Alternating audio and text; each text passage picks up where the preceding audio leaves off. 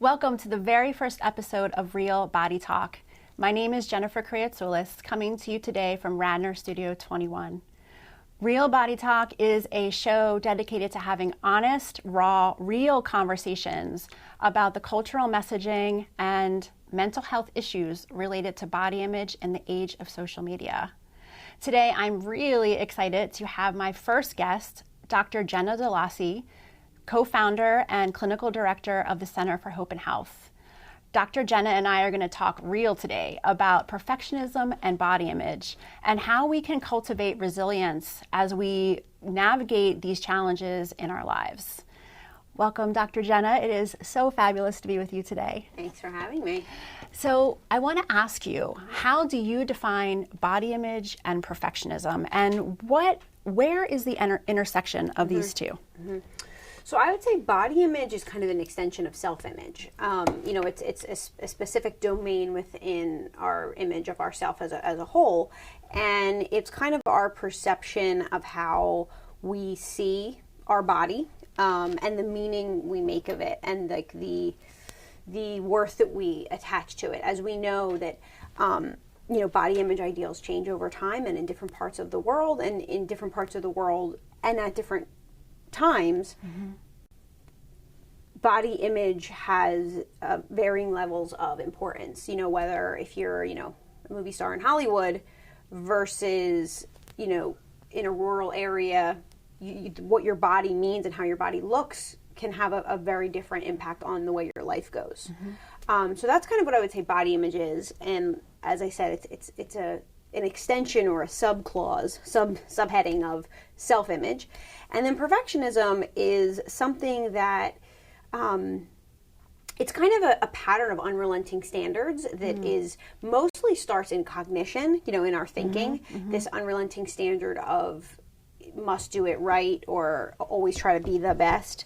And I think it comes out behaviorally as well. So we often see people who are perfectionists varying between two extremes of either kind of this compulsive spending so much time on trying to perfect something, or we also see the other face of perfectionism, which not as many people know is perfectionism, is we see people completely avoiding something. So like a classic example is a college student saying, I can't start my paper because I don't have the time right now to make it perfect. And then that college student ends up missing the deadline because they never started it, because the perfectionism was so crippling that they couldn't sit down and just start working on an outline or a rough draft. So there's two phases of perfectionism, and I would say most of society knows that first one as kind of the classic person, of the person who can't get out of the library, the person who can't leave the gym, the person who spends hours and hours on their makeup. But we also know, in terms of body image, we also see people who completely avoid putting any effort into their appearance at all, or kind of only wearing baggy clothes and kind of going to that other extreme, all from that same cognition of perfectionism. Interesting. So this phrase, unrelenting standards, right, that you use to define perfectionism, what would you say are some of the unrelenting standards when it comes to how, let's say, expectations of what bodies fit and what bodies don't, and how that influences body image? Oh, that's a loaded question. I mean, as I said, it changes based on where you live and what year it is, and how about things like comparison or like different aspects that might drive perfectionism in body image? Yeah, so I think especially with the age of social media, especially young people, we have the ability. I like how I included myself in the young people. Am I included too? Yeah, we're okay, all great. included. We're all included in young people. That I think we have this ability to compare to others so immediately and at a constant speed than ever before, that we just did not have the ability to do. That our moms and dads and our grandparents, they compare to someone they saw at the grocery store or at like the PTO meeting, or their coworker next to them who got the promotion. But we have this, in today's society, we have this constant ability. I mean, in 30 seconds, can just kind of continuously keep comparing, and then you exacerbate that with the other piece of technology of all the editing and filtering and what we're able to change. I mean, it used to be, that we, as a society, we finally got young people, especially young girls and young women, to realize, okay, the people you're seeing on the magazines, that's not really what they look like. I think as a society, a lot of people have come to understand that. And I do hear a lot of the patients I treat a lot of teenage girls saying that. They have this understanding that the models and, that when we see Reese Witherspoon on a cover of a magazine, while Reese Witherspoon is beautiful, she doesn't look exactly like that in real life. They've edited her up. Most people know that. But now with, like I said, the combo of social media and editing technology that we could all do with the downloading of an app, we're now not seeing, Reese Witherspoon and other, Jennifer Aniston to compare to on the magazines. We're now seeing like the girls in our friend group or the boys on our lacrosse team who are editing themselves. And so that belief, because what research shows is we are more likely to socially compare and then to be affected by that comparison by people who are the most like us. The more you have in common with them, the more likely you are to compare, which is why we often don't see teenage girls comparing to teenage boys, because there's already so many natural differences. We see, so with models and celebrities, there's already that disconnect where we already know they're not like us in a lot of ways. We have the ability to say, okay, well, they're paid for this, or they have, a professional hair and makeup person, they have a professional chef, they're paid to go work out. Like we can come up with these things that are true statements, but when now it's the girl who lives next door to you, or it's your best friend, they're more like you. There's a lot of natural things that make you have more in common with this person, so that comparison is even heavier and the impact psychologically is deeper. So, as humans, we do compare, right? That is a kind of a natural reaction, comparison. Can you talk a little bit about, what's the line when it becomes just like a kind of a natural reaction to something more serious, more detrimental, something that is now, challenging self-worth? Okay, great question. I mean, yeah, I think social comparison is human. We all do it. Every single one of us do it at varying degrees. And there's a time and a place where maybe comparison could be healthy and motivating. If you see an athlete on your team, you're like, wow, she really is great. Like, she's really fast. And you see this person trains hard, and you're like, okay, I want to get up to that speed. And that motivates you to practice harder, or same with studying, or, motivates you to work harder. But I think where it crosses this line and can get kind of toxic is when we're now socially comparing, in a way that it's not ending. It's not just, okay, I want to be like this athlete, so I want to work as hard as they do. It's when that comparison is bleeding over into every domain. And another thing that can be harmful with comparison is there's something with upward and downward social comparison. And, when we're socially comparing, one of the things that I see young people fall into a lot, actually people at any age spectrum, I just tend to be around young people a lot, is this kind of constant stream of comparing to people who you perceive to be better than you in some way. So like, to the girl who's prettier than you, or the athlete that's faster than you, or the person in your class who got a better grade than you, or,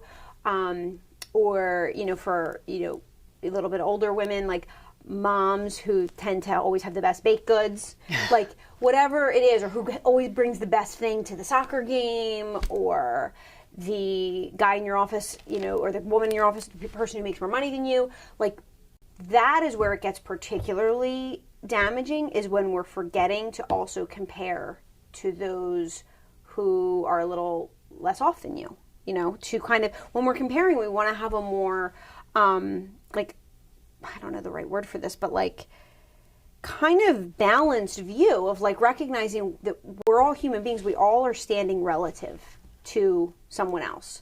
And for the person who you think is prettier than you, someone thinks you're prettier than them.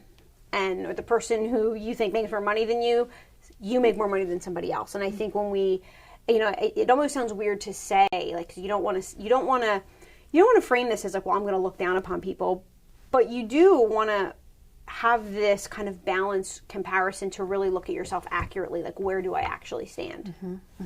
Yeah, I love what you're saying about, how do we look at ourselves accurately, right? And certainly we don't want to be promoting like we compare ourselves to as a lens to make that that accurate perception possible, but this is human interaction in a way, right? Yeah, it's a thing that we're all going to do. Right. And so how can we do it in a way that serves us Exactly. and isn't detrimental to our mental health or our, the way we're viewing our bodies and treating our bodies? Right. So let's bring it back to perfectionism. And can you talk a little bit about perfectionism and body image across the lifespan? Perfectionism and body image across life? Yeah.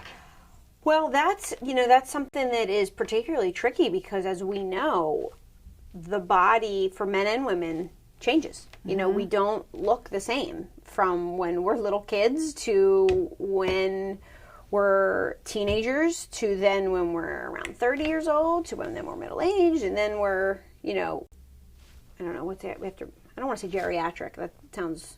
I don't Say know. older. Older adults. Older and wiser. Older and wiser adults. Yeah, I mean, it's constantly changing. And I think that, I think women in particular could tend to fall into this trap. And I think this is a kind of a bigger systemic social issue of as much as we have made progress with, body image and equality and all of that, and recognizing that both men and women have body image issues, the research still shows that women are still have a disproportionate amount of value in the way they look. And we do see this happening in real life. Look at, most news stations. There's often a very traditionally beautiful young woman who's the host, who's the host of most news stations. So we are seeing that young women are still rewarded for this. So I think why this is a particular trap for women is because, as I said, the body changes as we're getting older, when we hit puberty, when our just metabolism slows down as we get older, as our skin changes, when we have kids, when we go through menopause. And some of these changes we can't really control. So when we're having these changes happening and it's being met with a society that is saying, well, no, you're successful when you still look like this, and we're not being valued for these other things, that's where we tend to find a big struggle. And I do see this with the men as well. I think maybe part of why we see men struggle a bit less with this or a bit more able to accept, the changes in their body is because I think we live in a society that, as I said, as much as we're progressing, men are still valued for a lot of other things. And so they can maybe make a bit more at peace when they start, balding, or they start, their body changes in certain ways, or whatever it is that maybe they're self-conscious of. Society still values them in a lot of ways for a lot of other things. Yeah. I'm just thinking, it'd be great if we could somehow shift social media to create spaces for conversations like this, for people to be really honest about, how their bodies are changing, what that's bringing up, and how to make peace with it, right? And I think those conversations are happening more and more in community, but it'd be really great to see that that happening on social media. Yeah, I second that. I think that would be great. I think it's so refreshing when I see people kind of owning and leaning into that. So just an example, to quote Beyonce, is, why shouldn't we? Why not? Every day. Yeah. Beyonce, I think, was pretty open about saying, like, when people comment the way she looks, she's very open and honest about, like, this takes a lot of work. Like, I put a lot of effort into this, and I really appreciate her saying that, is to basically saying, this is not just natural. I know the kid has that song, like, I woke up like this, but, like, she's kind of saying, like, there's a lot of work that goes into that, and I think that we need more people to be saying that. When people are getting, spending a lot of hours in the gym or getting plastic surgery, we have to accept that we're all impacted by these messages, but I think where it can get detrimental is when we're keeping all of that a secret and we're kind of airing this, like, well, effortlessly perfect. And I think for teenagers in particular, because you have to remember, teenagers, they don't have a fully developed brain. It doesn't matter how mature they are, how much of an old soul they are, they still have the brain biologically of a 15, 16-year-old. And that part of their brain, the prefrontal cortex, that would control kind of like rational thinking, problem solving, all that, it's just not fully developed. So when you see somebody and they're appearing perfect and they're not sharing the work that they put into, studying or their appearance or whatever, I think that's where it can get very damaging. And I see that, a lot, for example, with schoolwork, a person who's spending hours and hours studying, and then they go to school and they pretend like they didn't study, and they just like effortlessly got the A. And it's the same thing with body image. A person who's, getting work done or spending hours putting a full face of makeup on every day, and we're acting like this is what we look like. Yeah. Just naturally, that's where it can get damaging. Yeah. And I think having permission to talk about the work and really what's under that and why is there a need to do the work, right? Yeah. Because I think there's a line there too, especially if we bring this back to perfectionism. Yep. And depending on the severity of how negative the body image is, I think someone can hear, oh, I'm going to go do the work and take that to an extreme. Right? So there's so much to balance in creating a healthy relationship with oneself, right? And I think partly what you're sharing is like, okay, we need to talk about what this work is, and what's our approach. Are we coming at it from a perfectionistic standpoint? Are we trying to meet some type of unrelenting standards of body image? Where's the line, and when is it okay to just be content? Right? Exactly. And yeah, please. And well, I don't know if this is totally going to answer your question, because it's hard to define where that line is. Right. It's hard. There's not like a set place of like, okay, this is okay to strive for, but then no, that's right. That's harmful. So what would be the kind of the anchor, the key in like helping someone to balance balance how they interact with their bodies and their body image, perfectionism? What's coming to me is self-compassion, right? What is a tool, or can you provide some tips, some guidance on how someone can navigate these body image, perfectionism, and stay in a healthy space? Yeah, I think self-compassion is super useful. I use it a lot in my clinical practice. I think it lends really well to cognitive behavior therapy, which is my area of expertise. And I think self-compassion, there's a book by Kristen Neff about self-compassion. It's very user-friendly, and it lends very nicely to cognitive behavior therapy. And it's pretty simple. It's kind of like looking at these three tenets of like reducing self-criticism, viewing yourself in the context of as humanity, of like we all share humanity regardless of our differences, and then also trying to be mindful and present in the moment. And I think, to put it the most simply, is like we all know what compassion is, and to kind of practice like, how do you talk to your best friend? How would you talk to your daughter? How would you talk to so-and-so? And really trying to turn that inward, because we know that most people are the harshest to themselves, and some of the things that we say about ourselves we wouldn't dare say or even think about, our daughter, our niece, our neighbor, our best friend, and really trying to kind of turn that inward, that dialogue. And the basic humanity is recognizing that, like, as human beings, we are all flawed. Like, we're born flawed. We will always have some flaws, and leaning into accepting some of those flaws. And I think in terms of body image, whether that is, accepting aging, whether that's accepting, women getting cellulite or getting stretch marks or whatever it is, kind of figuring out like that line to like lean in to accept that as like, as humans, we're all going to have something. Like, you might hate your nose, but somebody else hates their thin hair. And like, if we all could kind of lean in a little bit more to acceptance of some kind, I think it would make us as a society, I think, a little less toxic around body image. Yeah, absolutely.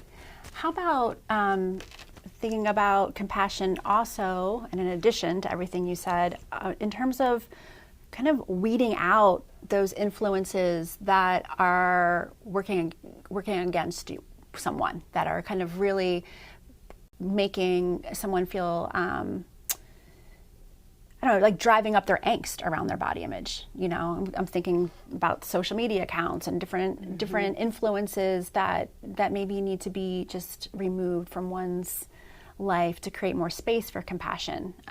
Can you speak to that? Yeah, I think, again, that's another one of those things where it's a hard line. I mean, I being a behaviorist, I very much don't believe we should be avoiding things. As you know me, you probably know that about me, that I think we have to face our triggers, and but at the same time, I don't think we have to constantly look at something that is only going to make us feel crappy.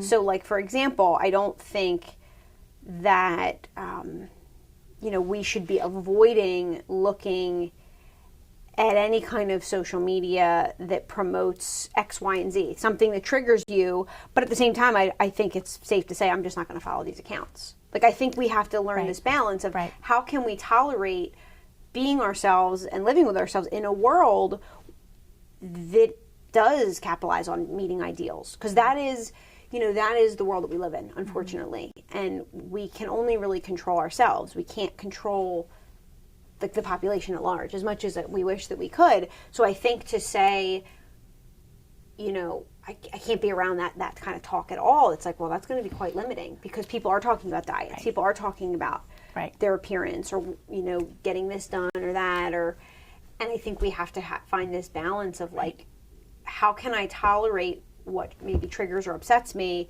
and at the same time, like, how can I care for myself by not overexposing myself? Right.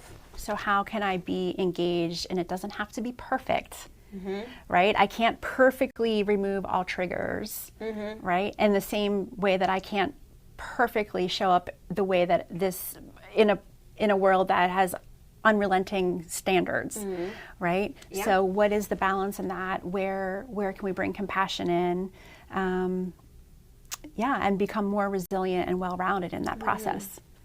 I think something I do in my clinical practice a lot is something we do. It's a pie chart, and it's part of a specific treatment protocol that I sometimes I use the pie chart, but I call it like eggs in a basket. And I've been doing this for years of talking about, like, if you think about that, what that term means, that phrase, don't put all your eggs in one basket. I think as human beings, we all have little baskets that make up our self-worth. And when we put a disproportionate amount of eggs in any one of those baskets, we're setting ourselves up to struggle. So if you're an athlete, we want to be careful to not put too many eggs in that basket, because what happens when we tear our, I don't know, I'm not athletic, so I don't know what, Achilles, ACL, there you go, that's something. What happens when your sport's over? Or,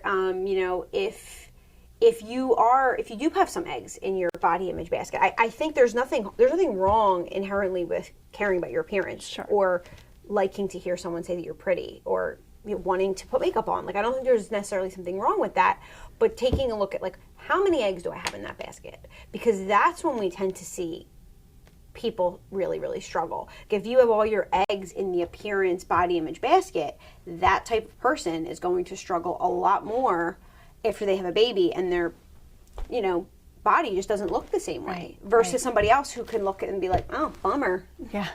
Like, that's a shame, and they can kind of move on. Right. That, I think, is, creating a more well-rounded sense of identity and sense of self-worth. And the other thing I just think, and I see this a lot, I just wish as a society we were talking more to each other. And I work in this area, and I see a lot of the teenagers of everybody.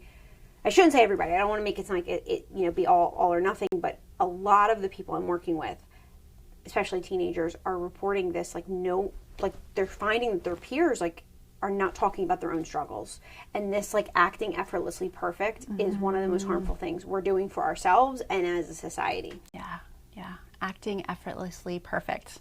Because we're not. Nobody is. Yeah. No, that's a great phrase, though. Nobody is. Yeah. So I'd say some keys here: eggs in a basket.